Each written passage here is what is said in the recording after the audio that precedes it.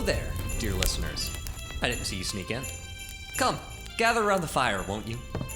Welcome to a special episode of Theology-ish. As you get cozy, we just want to give you a tiny, whimsical reminder. You see, our chats here are quite like a smorgasbord of theological musings. We leap from one thought to another, much like marshmallows hopping into hot cocoa. It's all very exploratory, rather like a treasure hunt through various perspectives of faith. But mind you, these are not the ironclad beliefs of our churches we swear by. Oh no, they're more like dandelions in the wind, free and floating. So while we stir the pot of discussion, I urge you to do a bit of stirring yourself. Reflect, question, and don't forget to chat with your local church leaders. They're like the wise old owls of our faith. Our aim, dear friends, is to kindle curiosity and understanding, not to dictate. Now, as you nestle in with your thoughts, remember to keep an open heart and a discerning mind. Thank you for your understanding, and enjoy the warmth of our episode. Ho, ho, ho, and welcome to another episode of Theology-ish. My name is not St. Nicholas, it's Ryan, and I am joined today, as always, by our lovely co-host, William. Ooh, lovely. That's so nice of you to say. And from the both of us, we wish you all a very Merry Christmas. Yeah, not happy holidays. Merry Christmas. That is the correct way to do that. Merry Christmas, because it's Christmas time. I hope you've all been drinking your eggnog and watching your Charlie Brown Christmas specials. I've never had eggnog. No? Never. Well, you need to... alcoholic or not, I've never had eggnog. You need to do yourself a favor. Go down to the Kroger. It's right by the milk. Get the kind with the blue cap, because that kind is vanilla-flavored eggnog. And it is very good. Get yourself some of that and enjoy the Christmas drink. Okay, I might have to do that. So, today, for our episode, because it is Christmas time, we are going to be answering a little bit of a question, Ryan. If you're like me, you've been to a holiday party before or chit-chatting with some folk, and you've said something to the effect of, oh, would you guys like to join me for the Christmas Eve service at my church?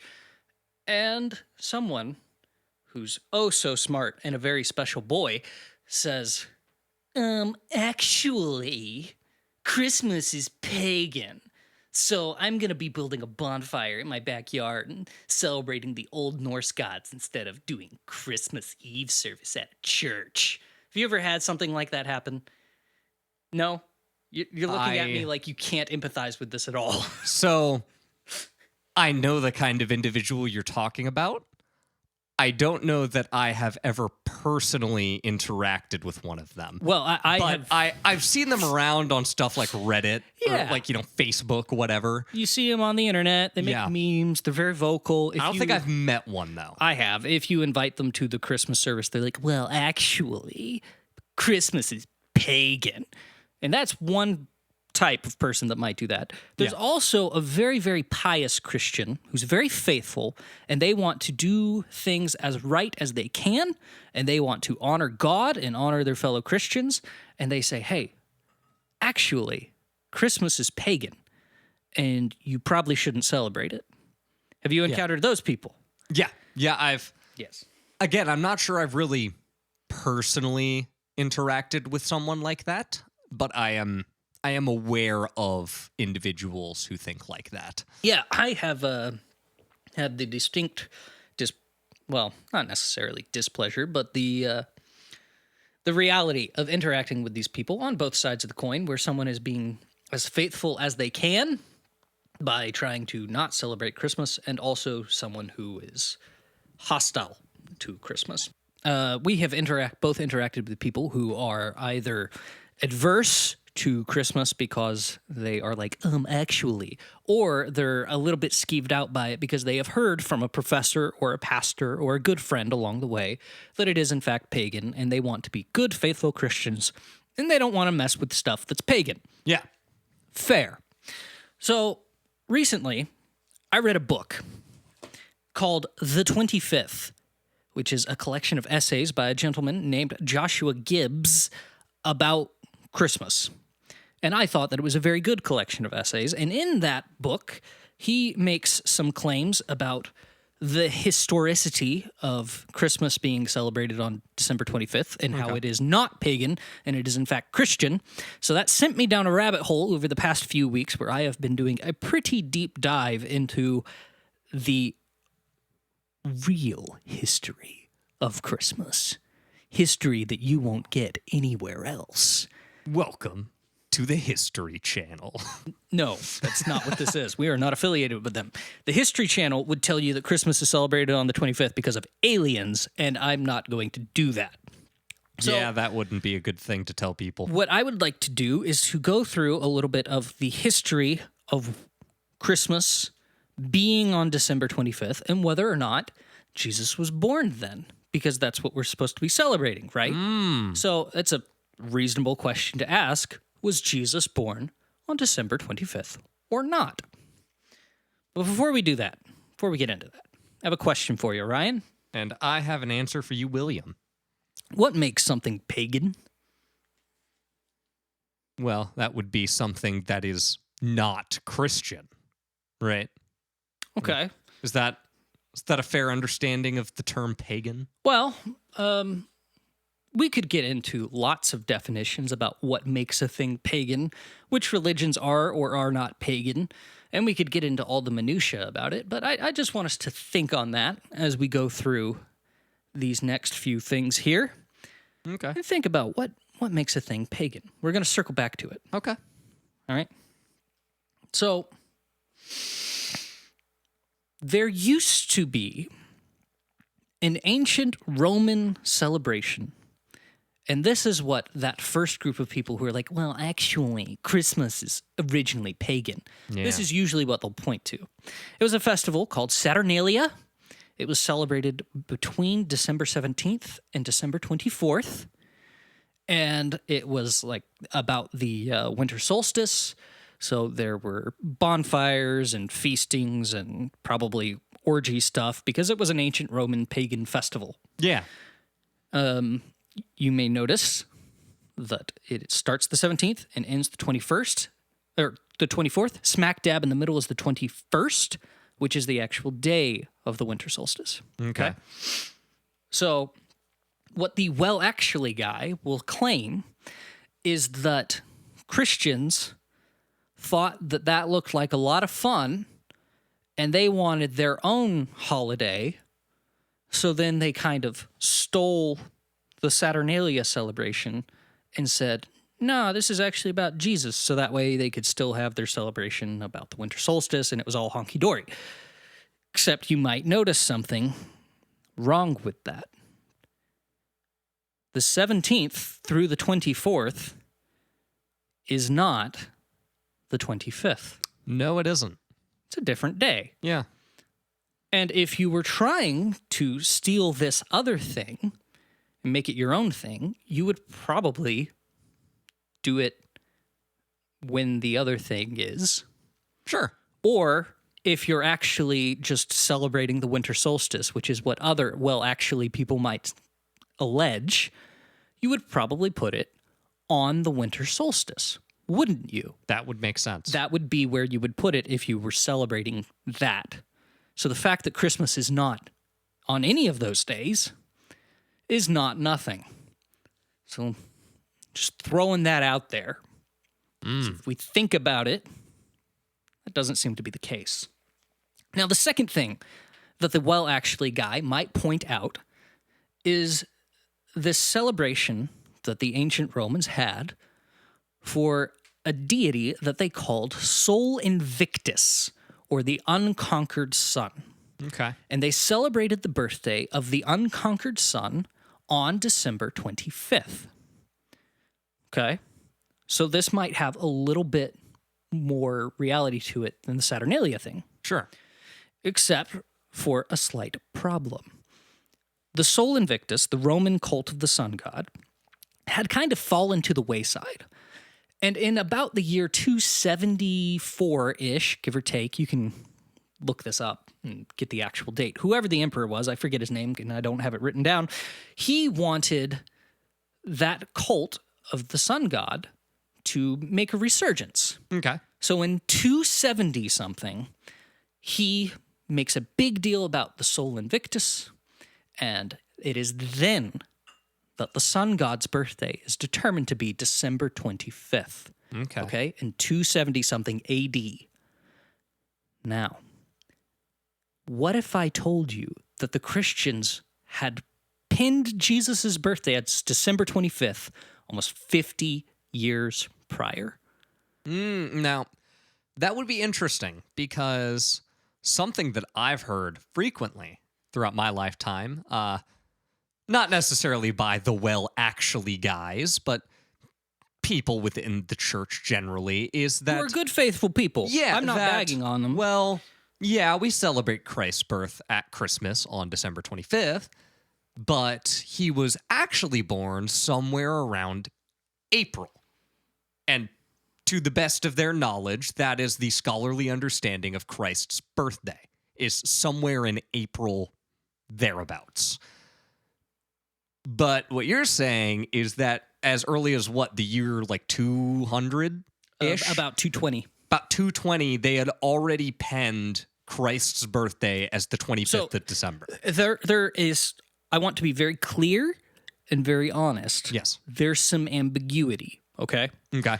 But my research that I did, and I read a couple books, I read a few scholarly articles, and if I were to go through my internet browsing history, I could pull up all those articles for you and show you my sources. I don't have them written down right in front of me. If you email us at theology-ish@gmail.com and ask for sources on the Christmas episode, I can get you those. Okay? So according to my research, a gentleman in the church named Julius Africanus, Okay. he's the first person to say that Jesus was born on December 25th, and he does this around the year 221, which is 50 years prior to the Emperor of Rome declaring that the birthday of Sol Invictus, the unconquered sun, is December 25th. So it seems to be the case that Christians had priority for December 25th, and it was actually the pagans that were trying to perhaps supersede that date and steal it for their own pagan reasons. Because, around that time, the pagan emperors of Rome didn't like Christians very much. And they liked to kill them and whatnot. something you'll find throughout history, throughout all of history, is that the pagans really like stealing Christian things. That's a recurring theme. And in the words of yourself, William, frequently, get your own stuff, man. It's true. Get your own stuff. We have our stuff already. Leave it alone. Now, we have Julius Africanus, the year 221. Not long after Julius Africanus, we have Hippolytus of Rome, and he writes two works. The first one he writes around the year 220 is called the Canon. And Hippolytus of Rome's Canon puts Jesus' birth in early January, okay? Okay. But this work is about astrological symbols. He's a Christian writer, but he's looking at the phases of the moon, and he's doing math, and he's trying to figure out when things happen based off when the phases of the moon happened. Yeah. Because Jewish festivals are all based off the phases of the moon. So if you want to find out what day the Passover when Jesus was crucified is, you need to find out when they celebrated the Passover. How do you find out when they celebrated the Passover? You track the phases of the moon, and you work backwards. That makes And then you're able sense. to figure that out. Yeah. So he does this. He does the math, and he's pretty sure that Jesus is born in early January. Okay? Now, a couple years later, because he also takes the phases of the moon and puts them in the future to calculate when Passover in the future will be. And his work, the canon, is debunked by reality not matching up with it. So he's like, geez, messed that up. So Hippolytus of Rome takes his previous research, he reworks it, and he tries to fix his mistakes.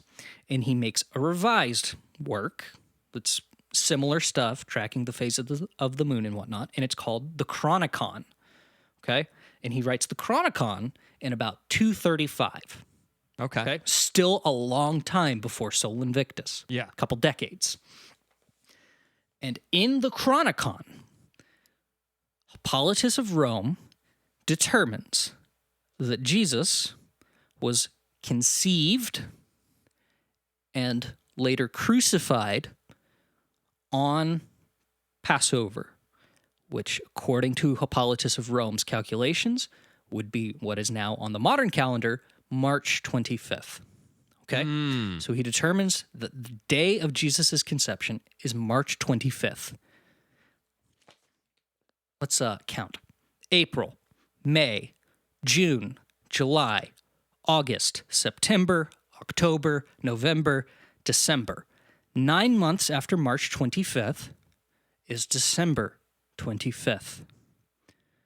Hippolytus, in his work The Chronicon, does not say Jesus was born on December 25th, but you can make a very good argument that he believed Jesus was born on December 25th based on when Hippolytus thinks Jesus was conceived. Okay. Is that fair? That's fair. You tracking? Yeah.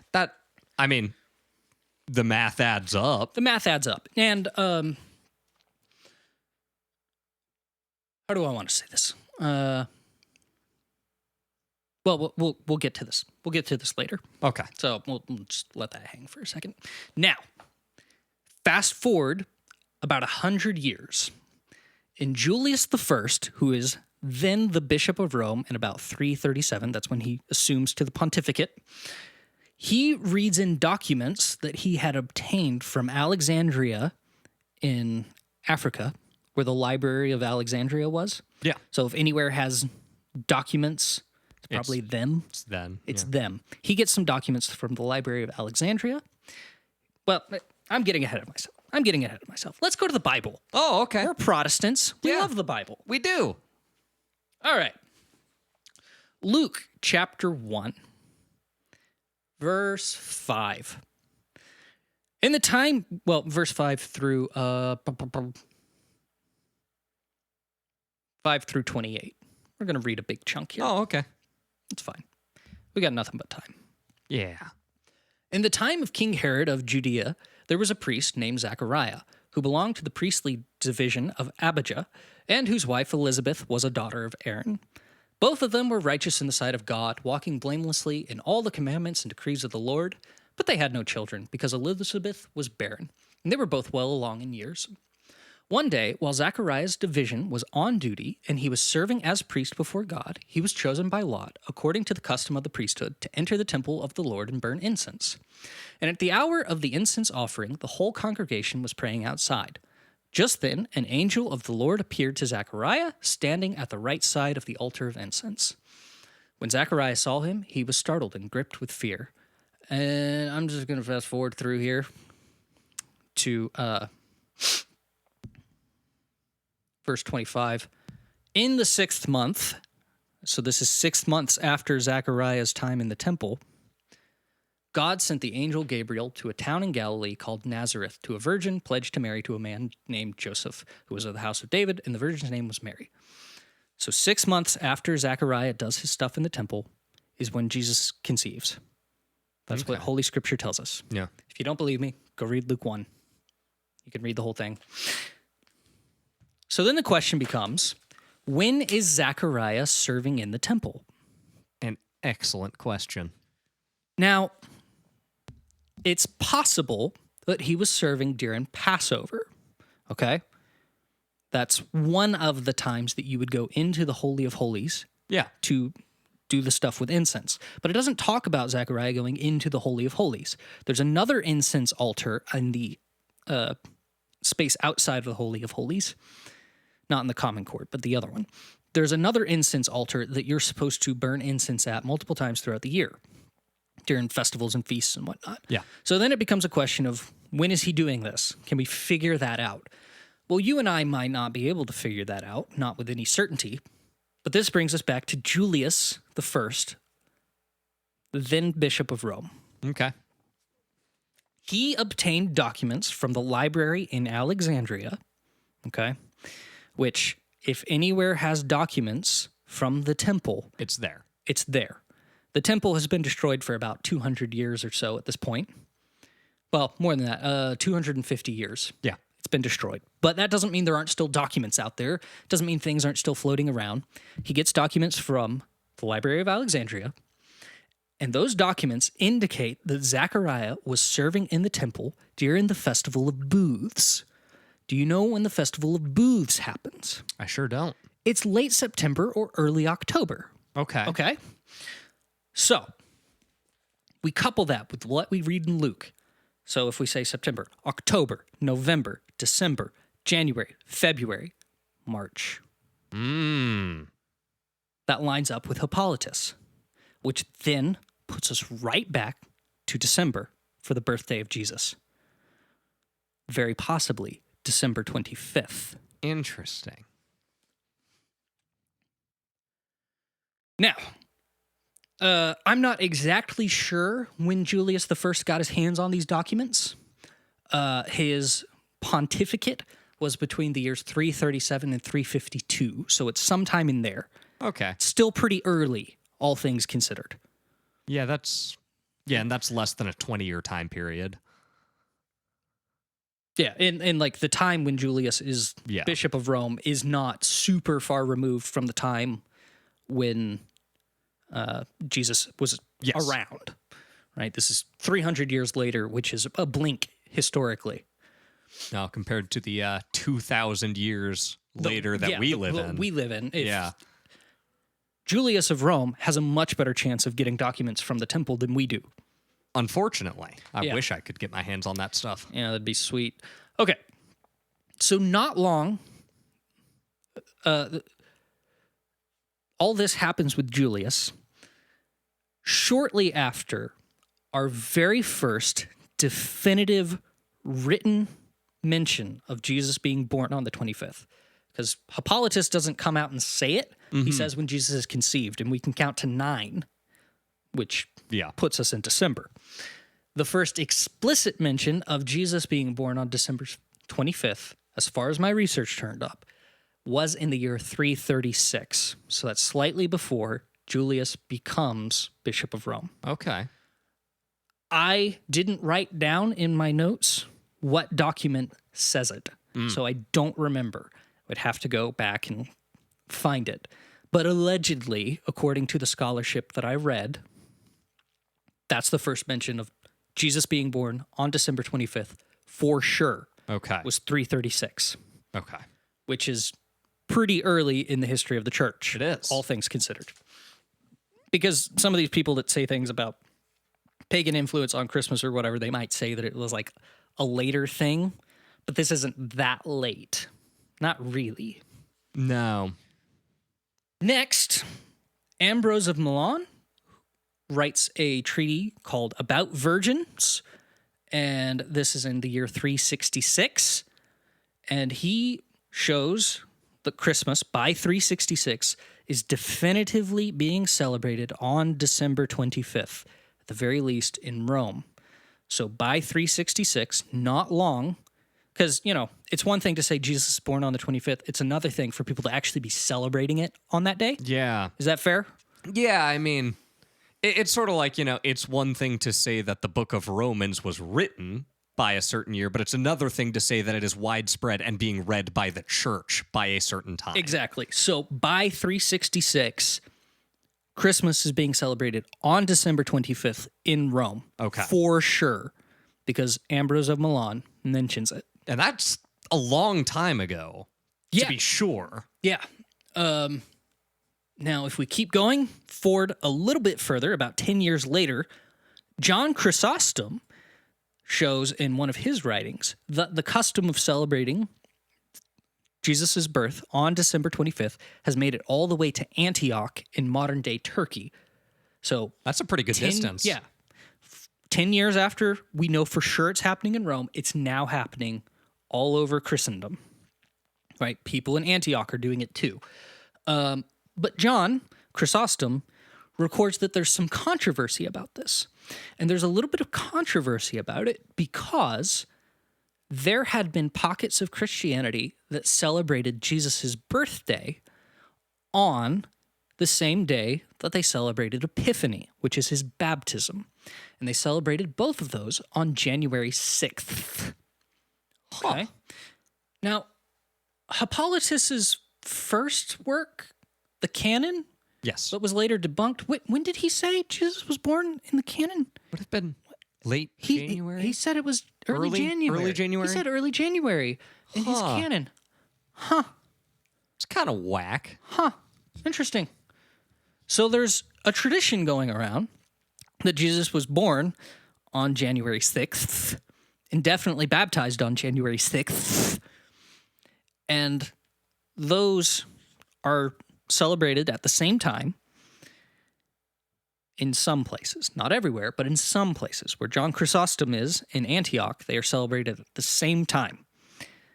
But by 376, those two get split, and one is celebrated on December 25th, the birth, and the other is celebrated on January 6th, the baptism. Okay? Now, we've kind of lost that tradition by today, celebrating the baptism. Well, if you're a on the filthy 6th. Protestant. Yeah, in the Protestant church at least, because I've never done that in my life. Have you heard of the 12 days of Christmas? On the I 12th have. Day of those 12 days are from Christmas Eve to January 6th.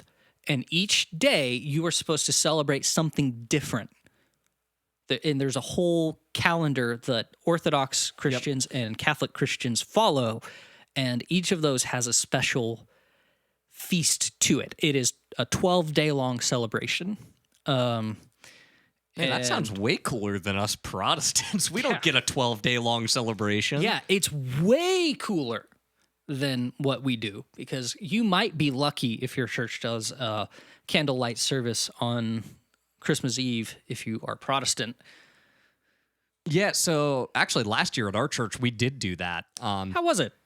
Good. We did it like with however many candles there were. We did the whole thing like where we lit a new one every week. Advent. Yeah, the Advent. Thank you. We did Advent candles. We did it. I can't remember But the did number. you do a candlelight service on Christmas Eve night?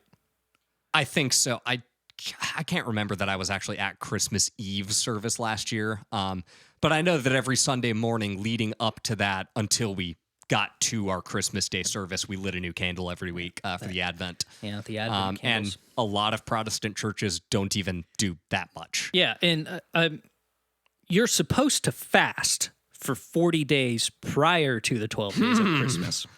And we don't do that either. So you have 40 days of fasting for Lent and 40 days of fasting for Advent. Yeah, and but man, a 12-day celebration, that sounds sick. That's why you fast for 40 days. So that way you don't gain 15 pounds. Okay. Our next source is John Cassian. Okay. He tells us that some Christians are still celebrating Epiphany and Jesus' birth, both on January 6th. And he writes around the year 425. So in about the 50 years that have elapsed since John Chrysostom writes, and when John Cassian writes, and he lived in parts of Romania and modern-day France and Germany, so he lived up in Europe. Yeah. So in parts of Europe, John Cassian was still seeing pockets of Christianity that were celebrating those both on January 6th. Okay. And he was seeing other pockets that were celebrating them separately on the 25th and on the 6th. Okay. Not terribly long after John Cassian, we have Cyril of Alexandria, who, living in Alexandria, has access to the library. This is before there's a fire and before it starts falling into disrepair and is ultimately lost to the sands of time. Yes. He comes across some documents there, and he sends those to the gentleman who was then the Pope, and those documents corroborate and demonstrate that Zechariah had, in fact, served during the Festival of Booths. So he has other documents that show the same thing the previous documents had shown. And this happens around the year 440 or so. I couldn't find an exact year when this happened, but Cyril of Alexandria dies in the year 444. Okay. So it's easy to remember because it's 444. 444. Yeah. So sometime before he dies, he sends these documents to the gentleman who was at the time the Bishop of Rome, and it corroborates Zechariah was serving during the temple during the Feast of Booths, which means Jesus was conceived 6 months later, probably in late March, and most likely born roughly 9 months after that, which would be late December to early January. Yeah, so that pretty verifiably places a rough time frame of Jesus' birth. At the very least, consistently. Yeah. We don't have people in the year 300 going, actually, Jesus was born in April. No one's doing that. No one's coming in and saying, actually, it was June. I think that you could make an argument that Zechariah was serving during Passover, which is March. Mm-hmm. So March, April, May, June, July, August, September. That would have Jesus conceived in September, 6 months later, right? Yeah. And 9 months after that, October, November, December, January, February, March, April, May, June. So if not December and January, then June. Yeah. Which is not the April date that we have, that we hear in Protestant churches. Because I heard April all the time growing up. Yeah, that's... I don't know where people are getting that, because if Zechariah served in the temple during Passover, that would put Jesus' birth in June. But it seems to be the case that Zechariah was serving in the temple during the Festival of Booths, which makes sense with a late December, early January birthday for Jesus. I'd be curious to do a dive into how we got to the April idea, because I also literally, like, growing up my whole life would hear all the time, oh, he was actually born somewhere around April. Yeah, but how are you getting that information? I wasn't looking for information about that. I was looking for information about earliest mentions of December 25th. Yes, but so my research didn't touch that. That's something that I've heard my whole life, and I still hear it today sometimes, and I'm very curious where that information came from, because seemingly it isn't correct. So I am going to take a big fat dookie on Protestants for a second, although I am one of them. Nothing new. Yeah. Protestants and atheists both have not a whole lot in common, but they have something in common here where we can't risk Catholics and Orthodox people being right about the day Jesus is born on. Because if the Catholics have faithfully guarded the tradition of when Jesus was actually born, what else have they faithfully guarded?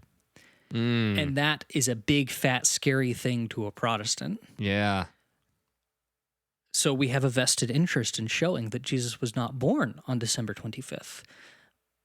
But I don't know that we should. I think we have to have the reasonability and the honesty to look at what sources say and what seems reasonable. Yeah. And these sources say, almost univocally, not entirely univocally, that Jesus was born in late December or early January. And that's not nothing. And they say it from a date prior to any pagan gods being born on December 25th with Sol Invictus. Now, let me pose you a question. Okay. And you can either answer it now, or if you want, you can put it off until after we've gotten through some more of your notes here. But I want to pose the question, does it matter? Does it really matter when Jesus was born, or is it simply important that we celebrate it, and less so that we have the accuracy of the date attached to it? Yeah. I am going to say that it matters that we know we are not doing something new. we are part of a very long tradition of Christians saying very similar, if not identical, things. And I think it's Paul, maybe it's Peter in one of his epistles that says, we're not doing a new thing. This wasn't done in a corner, that it might be hidden from you. It was done out in the open. And here it is. There is nothing new under the sun. Yeah, that's Ecclesiastes. Yeah. But yes, this isn't a new thing, right? We're not just pulling crap out of thin air. I'm not saying April because it seems convenient, or June because it's something fun to say, or December 25th because that's when the holiday cards come out. I'm saying it because I have a very long tradition that I'm pulling from. There are people that came before me that said, this is the day. And I think it is important that we submit to them when they say, this is the day, because these are the same people that say, Jesus is the second person of the Trinity, who became incarnate, who was born of a virgin, who died on the cross, descended into hell, rose again on the third day, and will one day return to judge the living and the dead. This is the same people. Yeah, I mean... So if I trust them for one, why would I not trust them for the other? Yeah, I mean, these are the same people who are coming from the religious hierarchy line of the same people that held the Nicene Council.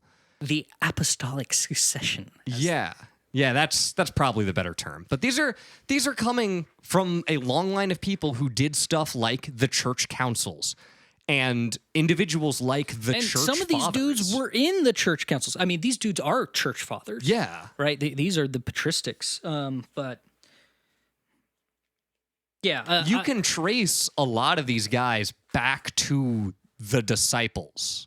Yeah, and it's... Directly. Oh. If you think that what I have shared so far is unconvincing and you're still quite sure that Jesus was born sometime in April, fine. I don't think that either of us, eschatologically, are in any danger for having either position. But there is good reason to say that Jesus is born on December 25th. Yeah. And it's not simply because, well, the Roman emperor had Sol Invictus's birthday be December 25th, so the Christians were like, I'll be taking that date. Nope. That's not what happened. We have actual history that we can point to. There's reason behind it, and it's not them just picking it arbitrarily to appeal to pagan converts. They had reasons for saying what they said, and they said December 25th. So that's as far out as I traced mentions of December 25th as Christmas time, because by the time we get into the mid-5th century, so that's 400 something, it's pretty well set that is when Christmas is. So I want to point back to where we started and ask you a question. What makes something pagan? Because if we want to determine is Christmas pagan, we have to determine what does that mean? What makes something pagan? And I've been stewing over this for the past couple weeks, and I think I came up with a really good answer. Okay. Are you ready for it? I'm ready. What makes a thing pagan is pagans. A feast is not inherently pagan, is it? No. But pagans feasted. Sure. Pork is not inherently pagan, but pagans ate pork. In fact, when pagan Greeks conquered Israel and they wanted to desolate the temple, a Greek general went into the Holy of Holies, erected a statue to Zeus, and sacrificed pigs on it. Pagans ate pork, but so do we. Pork is not pagan. Pagans prayed to trees. They had weird drum circles under them and did rituals of whatever kind of sacrifices of animals or humans or ritualized rape or whatever. They did that under trees, and they made a big deal about this one being a cedar and that one being an apple tree. I can eat apples and I can have a chest of drawers made of cedar. The trees are not pagan. The thing that makes it pagan is the pagans. Okay. So, Did pagans celebrate Christmas as such in the year 300? No. Probably not. They were celebrating Saturnalia, to be sure. They were celebrating Sol Invictus, yeah, but they weren't celebrating Christmas. So, did Christians celebrate Christmas with pagan practices? Were they sacrificing animals to Zeus? Were they burning incense to the luck of Caesar? Were they having ritualized orgies to celebrate Saturnalia? No. So if Christians weren't celebrating Christmas with pagan rituals, and pagans weren't celebrating Christmas with any rituals, is Christmas pagan? Probably not. Rome was founded around the year 500. When was it? I think it's 500 or 600 BC. Yeah. And it lasted until about 450 something AD. Yeah. So Rome is pagan for nearly 1,000 years, give or take a century. And Christmas has been Christian. And on December 25th, for about 1,680 something years, verifiably. Christmas has been Christian longer than Rome was pagan. That's impressive, because Rome is one of the longest lasting and, depending on your metrics, of course, the way you arbitrate this, one of the most successful nations that Earth has ever produced. Yeah, it's nothing for Christmas to have Rivaled been Christian. only by the Chinese dynasty, which has lasted very, very long. Yeah, Christmas has been Christian longer than Rome was pagan. Man, And that's kind of crazy.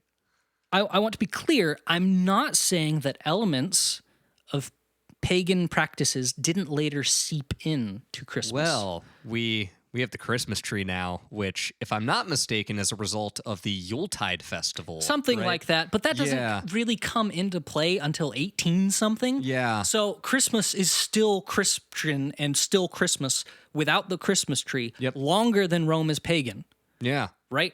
And without the pagans, is it pagan? No. It's not. And elements of paganism and pagans, winter solstice festivals and Saturnalia and whatnot, they've seeped in, just like elements of modern secularism have seeped into the church. That's why your church service no longer sings hymns, but has a rock concert every Sunday, because elements of secularism I feel attacked. seep in. Well, my church does the same thing. Yeah. There you go. We used to sing hymns and chant the Psalms, and we don't do that anymore. And we don't do it because the secular culture is going to get in a little bit. Yeah. But are your rock and roll sounding worship songs, are they pagan worship songs just because that sick guitar riff was originally composed by Jimi Hendrix? No. No. And we're actually going to get into this into the next episode. But Dietrich Bonhoeffer, in his hit book, Life Together, actually talks exactly about that, if you remember that section, where he talks about how worship ought to look like hymns and chants, and it ought to be done as a congregation together. And that was only, 100 years ago. So... Not even that, like 80. Well, it was written in 36. Is that when it was? 1936 is when it was written. So like 90. Yeah, so almost years. 100 years. So not even 100 years ago, and now we have rock concerts on Sunday mornings. So do with that what you will. We'll get into that later. But Real quick, I want to point out that if you talk to the Well Actually guy, he's going to mention that Santa Claus is based off Sinterklaas, which is himself based off of Odin and Thor with his 8-legged horse and whatever. Saint Nicholas. It's Saint Nicholas. Well, I'm just throwing this out there. We don't have any written records of any Norse pagan god crap happening until about the year 1200. St. Nicholas of Myra lived around 325.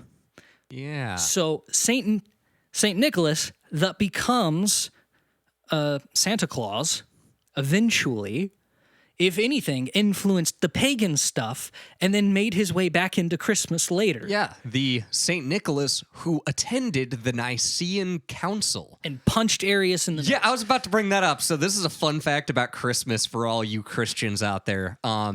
the noble St. Nicholas, who we all know as Santa Claus today, at the Nicene Council as they were drafting the Nicene Creed. William, you're familiar with Arius.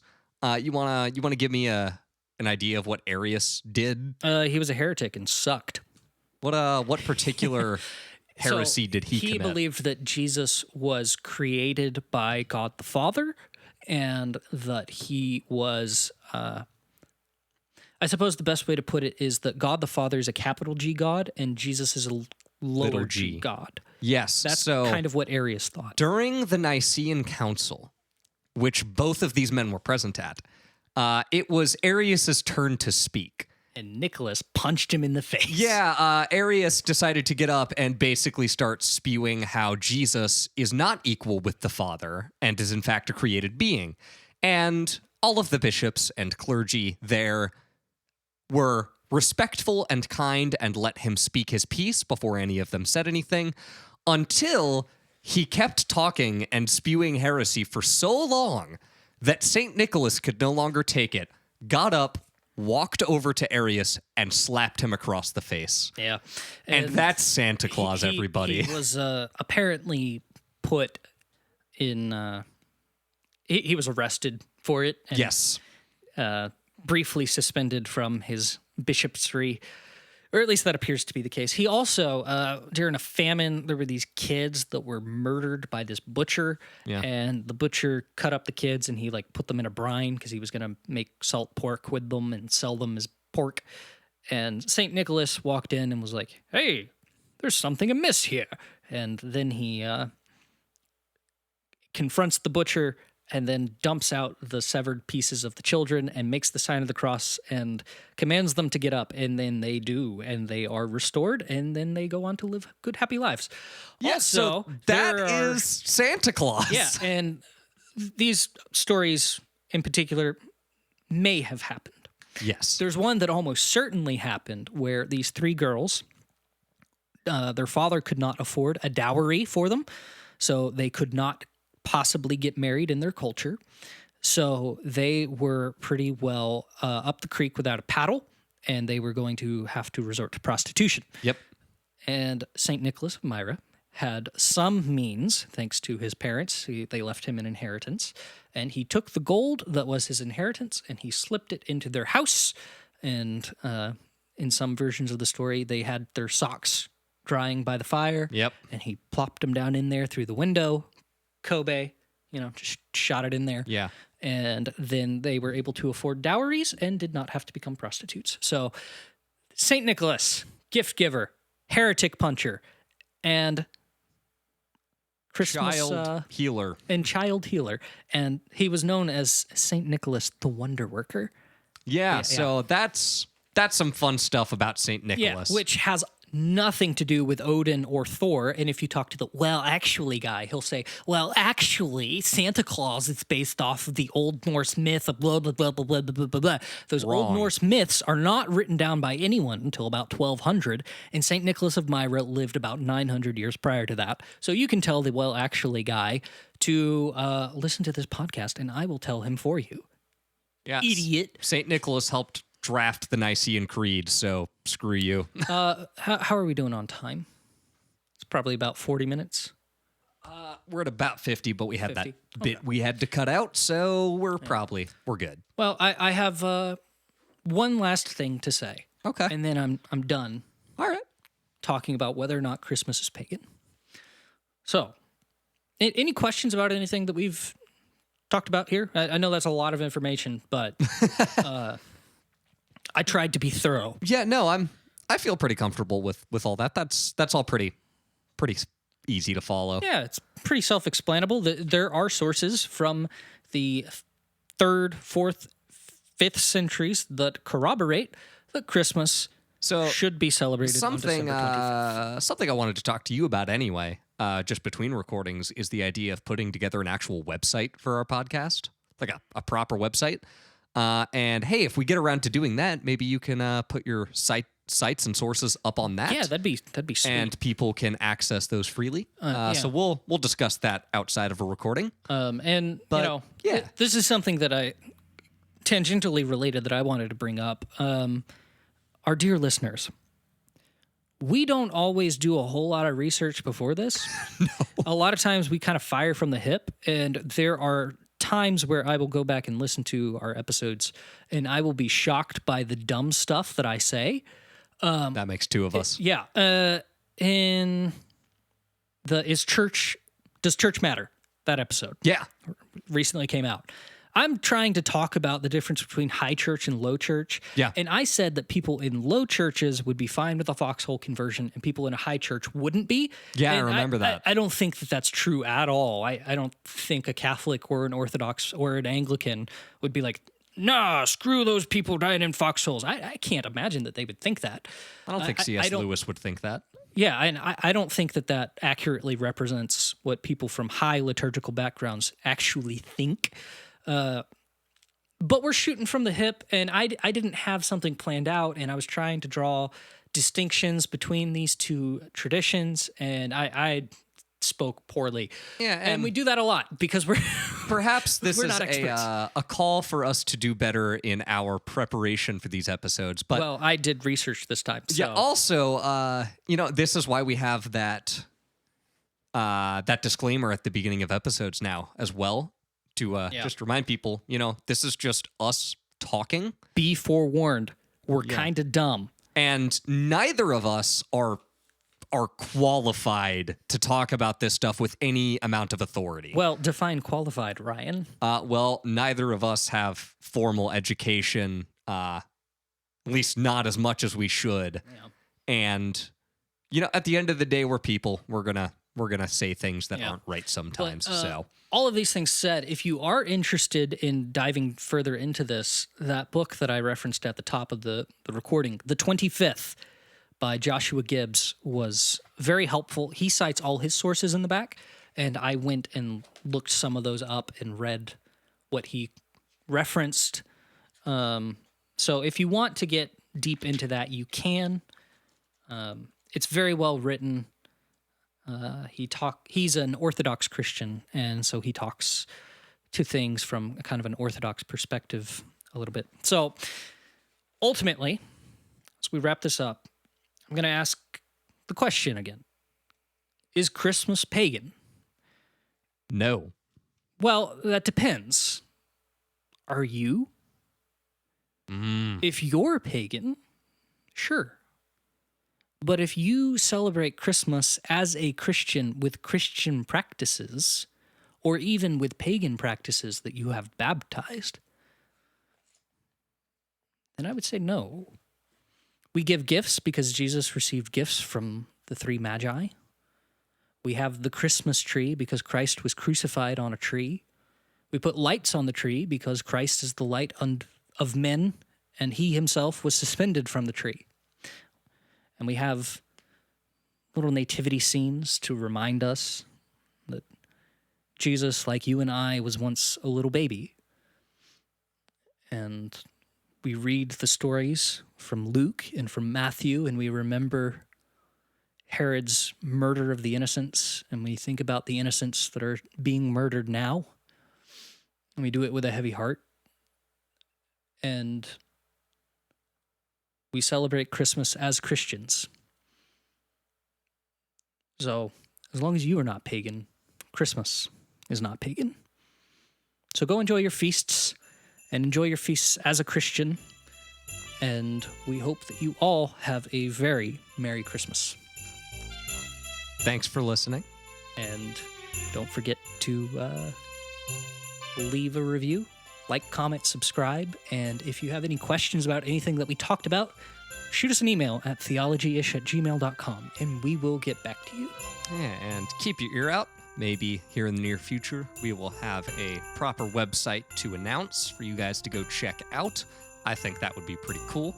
Yeah. And that will allow us some freedom in doing stuff like getting sources up for the stuff that we talk about. And after we publish an episode, when I listen to myself pontificate, I can put up clarifications where I say things that are wrong. Yeah. Be correcting myself. I try to do that on YouTube comments. Yeah. I noticed that. I have been slacking the past month or two about that, but, what are you going to do? Anyway, thanks for listening, and we will see you guys next time. Merry Christmas.